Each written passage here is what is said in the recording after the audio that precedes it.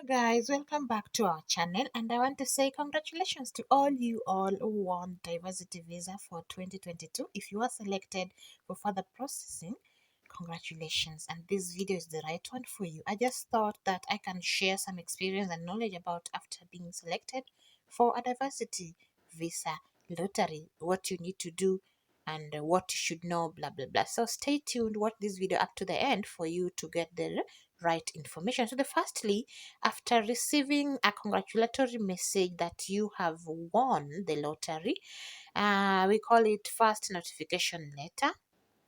Secondly, you open up what we call a DS260 form, which you fill every detail of you and any beneficiary or beneficiaries that you had added into your original application. Remember, after being selected, you will receive that notification that you have been selected for further processing. So after that is when you will fill a DS260 form. Remember the excitement, the happiness, the thrill after being selected can mess up the information you write or that you fill on DS260 form. So take your time, calm down, process everything, accept you've been selected, you have won for further processing, and then start that filling of the DS260 form later. Don't do it immediately because you can mess, and the information you give on DS260 will determine whether you will be issued with the visa to travel to the United States of America or not. So make sure you take your time. Firstly, after getting a congratulatory message, you don't necessarily need to fill the DS260 immediately, but you can do it within a week or a month. And there's no rush. Take your time and fill every detail correctly. And make sure the detail matches. So as I was saying, secondly, you open up a DS260 form, which you fill every detail of you as the main beneficiary, and the people you filled in. If it was your wife, it was your husband, if it was your babies, they are the beneficiaries, but you are the main entrant. So that one, make sure you added them in your original entry before you add them on DS260, unless there was a new baby born after you had been selected, which you did not include in your original entry, or there is a new marriage, you have a spouse now, but you did not add them on your original entry. So make sure you include them too. Don't forget to leave your child because you did not include it in the first entry and you gave birth afterwards. Make sure you add them. And if there is a new husband or a new wife, provided you have the document to prove that this one really is my wife or husband or is my baby. So note that you should be very careful of every information you may have filled in this document DS216, because it will be a reference point during your interview. If you entered as married during original entry and you enter now as single on DS260, that one the original entry will mess up your new, unless, as I have said, there's a new marriage, but do not lie. Or if you, maybe you might have entered that you had no baby on the original entry, and now on DS260 you feel you have a baby now who is not a newborn. That one will also mess you. So make sure you fill it correctly, because the information you give there will be vital, very important. It will be used as a reference against you during your interview. So thirdly, after filling your form, you have to submit it. Of course, you don't need to keep it with you. Submit your DS260 form to KCC. After that, your communication will be purely via email address that you provided during original entry, because during original entry there is an option where you add your email address. So afterwards, they will be communicating to you via that email. So make sure that your email address is active and accessible. So after going through your DS260, the one you've submitted, the US immigration officers will request you to scan some affidavit in order to support your DS260. And fourthly, they will send you what we call now second notification letter. Remember, first notification letter was a congratulatory message that you have won lottery and you have been selected for further processing. So now you receive what we call second notification letter after you've filled your DS-260 form, you've submitted it, and they've went through it. So on the email, you will receive a second notification letter that they have booked you for an interview at a particular date, let's say 2nd of June 2021. So this now marks what we call the starting point of you thoroughly preparing for the interview with the US Embassy. So you can book a medical interview with the IOM for all of you.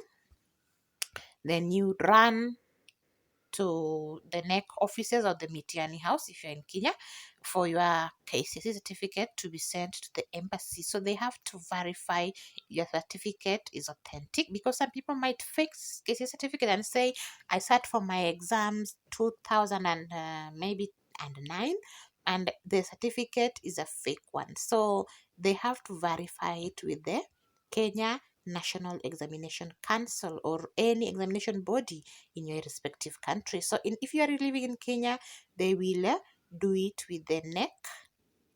So they will do it with Mitiani House. So you yourself should go there for your certificate to be sent. You request them that you need your copy of the certificate to be sent to the US Embassy via a courier service. So for married people, you also need to bring out the proof that your marriage is genuine.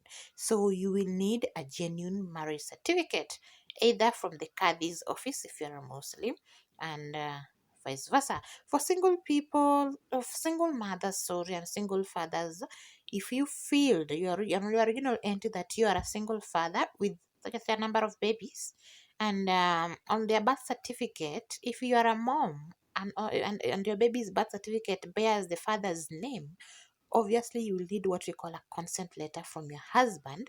And if you are a husband with a baby you are living with, you have full custody, and the baby certificate of birth bears the mother's name, you will also need a consent letter from the mother whom you do not live with if you are separated or divorced or whatever your situation you are living in. So you will need your consent letters if it is from the father or the mom, so that they will allow you to travel out of the country with the children. Without that, the US Embassy won't allow you. So you need that consent letter. But if the certificates of birth of the children bears no name of the father or the mother, only one, if you are a single parent, you will not need to worry about having a consent letter. So let's proceed to next step. Before the interview date, what should you do? First of all, you ensure that you have registered with a courier where you wish to receive your passport from, passport with the visa on it, because when you go to interview they will if they were to issue you the visa, they will remain with your how do you call it, international passport. So whether you will receive the visa or not, they will remain with it. And you will need to collect your passport from a courier through a courier service. So you register with one, and where you would wish to receive your passport from. Then what next? Wait for the interview date, the one they had scheduled you in for. So you will be given the immigrant visa if you don't lie. So, as I was saying, you will only be given a visa, the migrant visa, if you did not lie in your DS-260 and everything correspond with the originals that you have, which are not questionable. And also remember, if you entered as married on the original entry as the principal applicant, and currently by the time you are filling your DS-260 form, you are not living with your spouse, maybe you are separated but not officially separated, you can feel as married but not migrating with him or her, because obviously you're not together no more. Or if you are a new spouse, there is a new marriage, there's a new baby, newborn, you can include them on your DS-260, even if you did not include them on the original entry as the principal applicant. Maybe you married during this period when you have received your message of congratulatory that you've been selected for further processing. So make sure you include your wife or your husband on the DS260 if you did not include them on the original entry, because if you do not do that, you will not migrate with them. Also, make sure if there's a newborn baby you did not include on the original entry, make sure you add them on your DS260, because if you do not do so, you will not be migrating with them. Or if there is a new education development in your career, maybe you obtained a degree after application of your DV lottery, and on your DS260 now you will have to include them if you obtain a new degree or whatever. Make sure you fill that on your DS260. So another thing you need to know that is you cannot lie to the US embassy and expect them to give you a visa. So make sure everything you say is true. They should also be verified. All the documents are originals that have been verified and are not questionable. So don't fake anything thinking you can fool the immigration officers. So if you need more clarification on anything, you can just ask any question in the comment section if you may wish. I am here to help. Thank you for being with me. Thank you for your support.